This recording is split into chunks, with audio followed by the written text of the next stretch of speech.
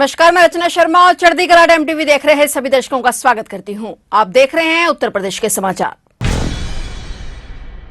श्री राम जन्मभूमि में आज 3 जून को सुबह 6:30 बजे से दूसरे प्राण प्रतिष्ठा समारोह की शुरुआत हो गई है। 3 जून से शुरू होकर 5 जून तक चलने वाले इस समारोह में राम जन्मभूमि के पहले तल पर राम दरबार, परकोटा के 6 मंदिर, शिवलिंग, गणपति, हनुमान, सूर्य भगवती और अन्नपूर्णा, साथ में शेषावतार मंदिर और इन 8 मंदिरों में देव विग्रह की प्राण प्रतिष्ठा होगी। राम मंदिर को सुंदर रोशनी से सजाया गया है। 22 जनवरी 2024 को भगवान श्री राम बालक के रूप में स्थापित किए गए थे और अब दूसरी प्राण प्रतिष्ठा में भगवान राम राजा के रूप में स्थापित किए जाएंगे। राम मंदिर के पहले तल पर राजा राम का दरबार होगा। इस दरबार में भगवान राम, उनके अनुज लक्ष्मण, भरत, शत्रुघ्न, माता जानकी और सेवक हनुमान होंगे। अयोध्या पहुंच रहे श्रद्धालुओं में भी भारी उत्साह है। रामलला के दर्शन करने के बाद राजा राम की प्राण प्रतिष्ठा को लेकर श्रद्धालु उत्साहित हैं। वहीं सुरक्षा व्यवस्था को देखते हुए रामनगरी फुल प्रूफ सुरक्षा के लिहाज से परिपूर्ण है। जो भी कार्यक्रम स्थल हैं, वहां पर अतिरिक्त सुरक्षा बल लगाए गए हैं। इसके साथ ही जो श्रद्धालु अयोध्या में दर्शन करने आ रहे हैं, उनको भी कोई दिक्कत न हो पाए, इसके लिए भी खास ख्याल रखा जा रहा है। रामलला के प्राण प्रतिष्ठा समारोह के 16 महीने के बाद अयोध्या में पूरी तरह से बनकर तैयार भव्य राम मंदिर के एक और प्राण प्रतिष्ठा और अभिषेक समारोह की तैयारियां पूरी कर ली गई हैं। पिछले साल लोकसभा चुनाव से पहले 22 जनवरी को भगवान रामलला की प्राण प्रतिष्ठा की गई थी। इसके मुख्य अतिथि प्रधानमंत्री नरेंद्र मोदी थे। इस बार मुख्य अतिथि के रूप में मुख्यमंत्री योगी आदित्यनाथ मौजूद रहेंगे। यह कार्यक्रम एक तरह से मंदिर निर्माण का समापन भी होगा, जो 5 अगस्त 2020 को सुप्रीम कोर्ट के फैसले के बाद शुरू हुआ था।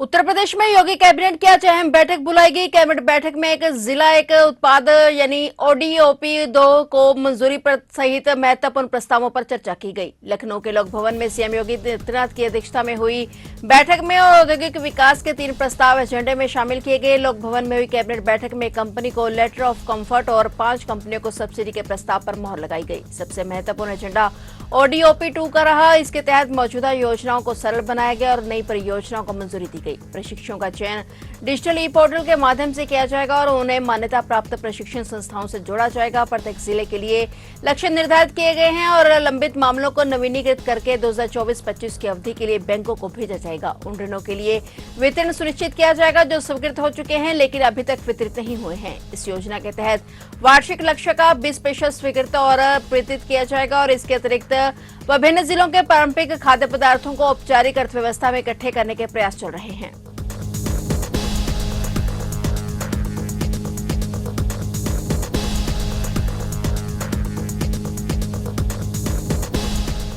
उत्तर प्रदेश के मुख्यमंत्री योगी आदित्यनाथ ने कहा है कि जनहित सर्वोपरि शासन का मूल मंत्र है। फील्ड में तैनात प्रशासनिक और पुलिस अधिकारियों को संवाद, सजगता और सतर्कता के साथ अपने दायित्वों का निर्वहन करना चाहिए। मुख्यमंत्री ने कहा कि छोटे विवाद ही लापरवाही के कारण बड़े विवाद का रूप ले लेते हैं। ऐसे में सजगता, सतर्कता और संवाद के माध्यम से बड़े विवाद का समाधान किया जा सकता है। उन्होंने निर्देश दिए कि क्षेत्र में विवाद की स्थिति से संबंधित थाना तहरीर का इंतजार न करें, आवश्यक कदम तत्काल उठाए जाएं। प्रदेश में शांति, सुरक्षा और सौहार्द का माहौल बना रहना चाहिए। मुख्यमंत्री ने कहा कि 5 जून को गंगा दशहरा, 7 जून को बकरीद और 24 जून को जगन्नाथ रथ यात्रा के मद्देनजर विशेष सतर्कता बरती जाए। यह समय कानून व्यवस्था की दृष्टि से अत्यंत संवेदनशील है। सभी जिलाधिकारी और पुलिस कप्तान अपने अपने क्षेत्रों में विगत वर्षों से हुई घटनाओं का विवरण खंगालें। प्रतिबंधित पशुओं के काटने, परंपरा से हटकर कार्य करने, अराजकता फैलाने वालों की सूची तैयार कर संदिग्धों पर निषेधात्मक कार्रवाई की जाए। सभी थाना, तहसील, जनपद में पीस कमेटियों से संवाद सुनिश्चित किया जाए और सार्वजनिक मार्गों पर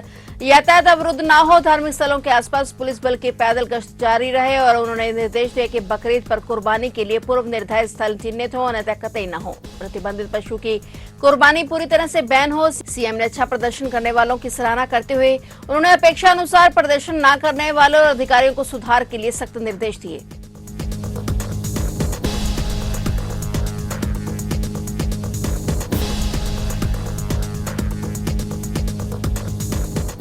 उत्तर प्रदेश के नवनियुक्त कार्यवाहक पुलिस महानिदेशक डीजीपी राजीव कृष्ण ने सरकार की प्राथमिकता को विशेष महत्व देते हुए कहा कि अपराध और अपराधियों को कतई बर्दाश्त नहीं करने की नीति नए जोश के साथ जारी रखी जाएगी। राजीव कृष्ण ने कार्यभार संभालने के ठीक 2 दिन बाद यहां अपने पहले संवाददाता सम्मेलन में कहा कि महिलाओं के खिलाफ अपराध और साइबर अपराध को रोकने पर विशेष ध्यान है। उन्होंने कहा कि वह राज्य सरकार की प्राथमिकताओं अपराध और भ्रष्टाचार को कतई बर्दाश्त नहीं करना, महिला सुरक्षा और कानून व्यवस्था की उत्कृष्टता को पूरी निष्ठा के साथ आगे बढ़ाने के लिए प्रतिबद्ध हैं। उन्होंने राज्य में पुलिस व्यवस्था को बेहतर बनाने के लिए एक व्यापक 10 सूत्रीय एजेंडे पर जोर दिया। कृष्ण ने कहा कि यह एक बड़ी जिम्मेदारी है और मैं उत्तर प्रदेश पुलिस को उत्कृष्टता की अभूतपूर्व ऊंचाइयों पर ले जाने के लिए प्रतिबद्ध हूं। उन्होंने कहा कि पुलिस अपराधियों विशेषकर संगठित अपराधियों गिरोहों के विरुद्ध कठोर रुख अपनाएगी और कहा कि हमारा लक्ष्य सभी नागरिकों के लिए सुरक्षित माहौल बनाना है। महिलाओं के खिलाफ अपराधों से निपटने की तत्काल आवश्यकता को स्वीकार करते हुए कृष्णा ने कहा कि रोकथाम और निवारण दोनों पर विशेष ध्यान दिया जाएगा। अपराध और अपराधियों के खिलाफ जो जीरो टॉलरेंस की नीति है वो एक रिन्यूड विगर के साथ जारी रहेगी। हम अपराध और अपराधियों के खिलाफ एक अडिग रुख बनाए रखेंगे और संगठित अपराध के खिलाफ एक निर्णायक कार्रवाई सुनिश्चित करेंगे। यह नीति हमारी लॉ एनफोर्समेंट की रणनीति के आधारशिला होगी, जिसका उद्देश्य सभी नागरिकों के लिए एक सुरक्षित वातावरण प्रदान करना है।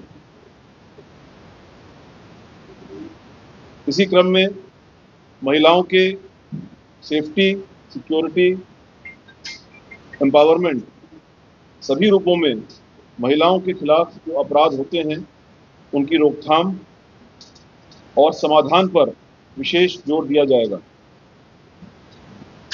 हमारी जो विभिन्न पहले हैं वे महिलाओं को सशक्त करने, हमारे इनिशिएटिव जो हैं वो महिलाओं को सशक्त करने, उनको बनाने और उनकी सुरक्षा और संरक्षा की भावना को बढ़ाने की दिशा में होंगे। जन शिकायत निवारण, जन शिकायतों का जो समाधान है वो हमारी सर्वोच्च प्राथमिकता होगी। हम हर स्तर पर सभी शिकायतों से निपटने में बहुत सहानुभूतिपूर्ण और संवेदनशील दृष्टिकोण अपनाएंगे। इसके लिए मैं जल्दी ही एक अधिकारियों के साथ वीसी भी करूंगा। जो प्रदेश सरकार की IGRS और जन सुनवाई के पोर्टल्स हैं उनको पुलिस महकमे में कैसे और बेहतर बनाया जाए, कैसे उसका बेहतर उपयोग किया जाए, कैसे हमारी जन शिकायतों के विषय में SOPs जो बनी हुई हैं उनको और प्रभावी बनाया जाए, इस दिशा में मैं बहुत जल्द कार्रवाई करूंगा।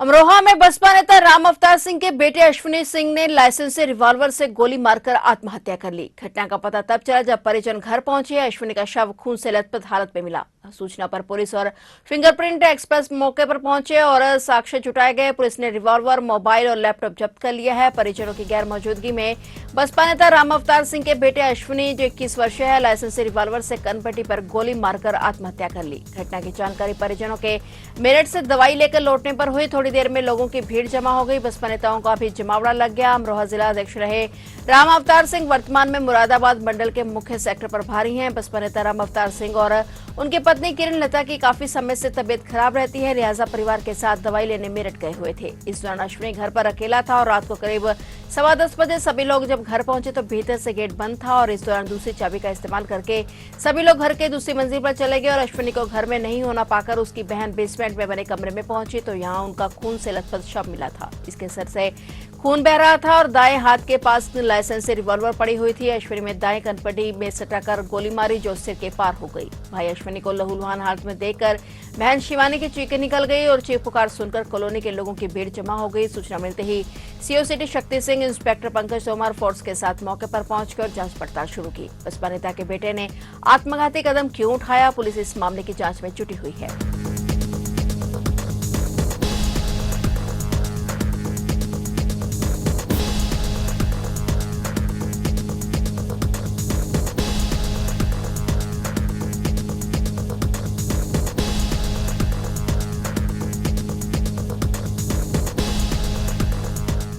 आंध्र प्रदेश से ट्रक चालक के कैबिन में बने खुफिया चैम्बर में रखकर 3 करोड़ की कीमत का गांजा आगरा लाया गया। ट्रक के खुफिया कैबिन को पुलिस ने जब देखा तो आंखें फटी रह गई। इसमें 3 करोड़ का गांजा रखा हुआ था। पुलिस ने 3 तस्करों को गिरफ्तार कर लिया है। डीसीपी सिटी सोनम कुमार ने बताया कि हीरालाल की प्याऊ रुनकता में पुलिस चेकिंग कर रही थी और तभी एक खाली ट्रक नजर आया। चालक कैबिन में देखा तो एक गेट बना हुआ था और उसे खोला गया तो कैबिन और बॉडी के बीच एक चैम्बर बना हुआ था। इसमें प्लास्टिक के बैग को टेप और कागज लगाकर पैक किया गया था। बैग को खोला गया तो उसमें गांजा बरामद हुआ। इसका वजन तकरीबन 494 किलोग्राम है। अंतर्राष्ट्रीय बाजार में गांजे की कीमत तकरीबन 3 करोड़ रुपए है। ये सभी लोग गांजे की तस्करी में शामिल हैं। आरोपियों से ट्रक, एक कार, 7 मोबाइल आदि बरामद किए गए हैं। डीसीपी सिटी के मुताबिक पूछताछ में गिरफ्तार आरोपियों ने बताया कि अफसार अपने साथी अनिल शर्मा के साथ मिलकर 2 साल से गांजे की तस्करी कर रहा है। उड़ीसा और आंध्र प्रदेश से गांजा लाते हैं। उन्हें 3000 रुपए प्रति किलोग्राम में मिल जाता है।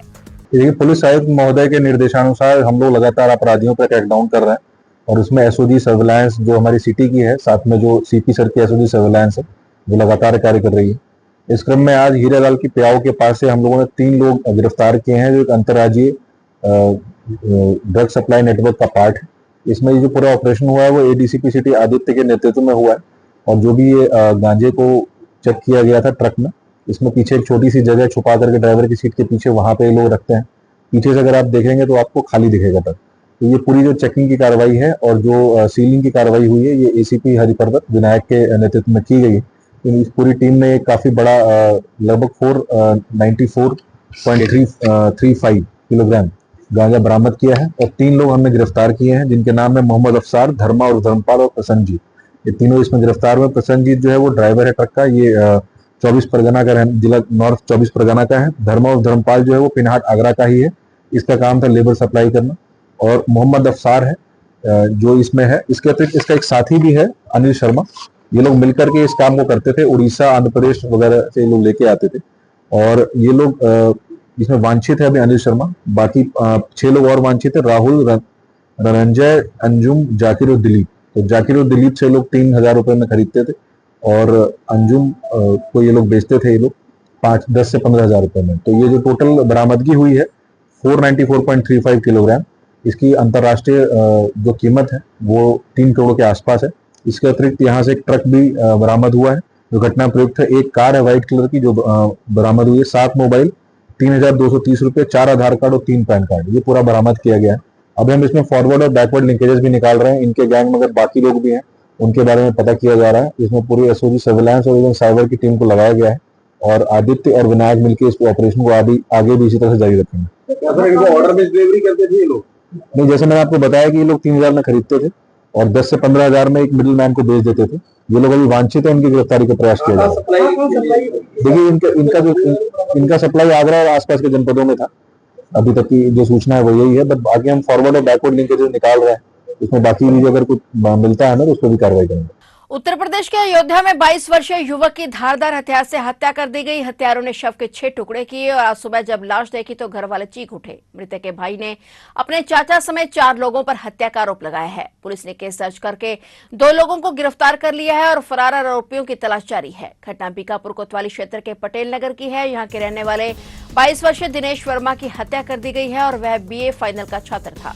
खबर फैली तो मौके पर लोगों की भीड़ लग गई। सूचना पर पहुंची पुलिस ने मौका मुआयना करके जानकारी जुटाई। फोरेंसिक टीम ने साक्ष्य जुटाए और जमीन की रंजिश में हत्या करने की बात कही जा रही है। मृतक के भाई ने अपने चाचा समेत 4 लोगों पर हत्या का आरोप लगाया है। इसमें 2 लोगों को गिरफ्तार कर लिया गया है और बाकी 2 लोगों को गिरफ्तार करने के लिए टीमें बनाई गई हैं। शव को पोस्टमार्टम के लिए भेज दिया गया है। पोस्टमार्टम रिपोर्ट और जांच के आधार पर आगे की कार्रवाई की जाएगी। थाना क्षेत्र बीकापुर का पटेल नगर कस्बा है। वहाँ के रहने वाले दिनेश कुमार वर्मा है। उम्र इनकी 24 साल है और ये अपने घर के ठीक बगल में छप्पर है, उसी में रात में सो रहे थे। इनका शव उसी छप्पर में पाया गया जिस पर धारदार हथियार के निशान थे। इस सूचना पर तत्काल थाना बीकापुर की पुलिस द्वारा पहुंच करके शव को अपने कब्जे में लेकर के पंचायतनामा भरते हुए पोस्टमार्टम की कार्रवाई हेतु भेजा गया है। जो मृतक दिनेश कुमार वर्मा है, इनके सगे भाई हैं विनोद कुमार वर्मा। इनके द्वारा थाना पर एक तहरीर दी गई है कि जमीन की रंजिश में इनके सगे चाचा अशोक कुमार वर्मा तथा इनके पड़ोसी रामकृष्ण वर्मा, इन लोगों ने मिलकर के इनके भाई की हत्या कर दी है।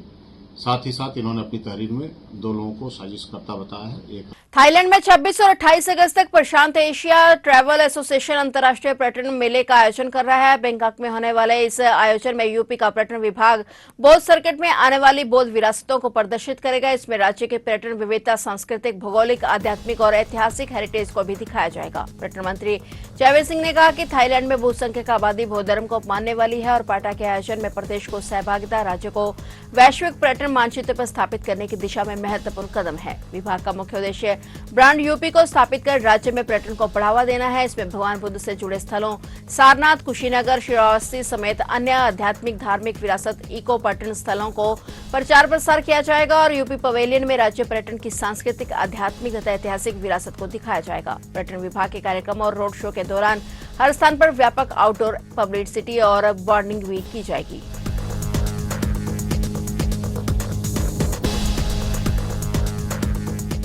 फिलहाल उत्तर प्रदेश के समाचारों में इतना ही। और नए समाचारों के साथ फिर से हाजिर होंगे। तब तक के लिए देखते रहिए चढ़ती कला टाइम टीवी और अब मुझे दीजिए इजाजत। धन्यवाद।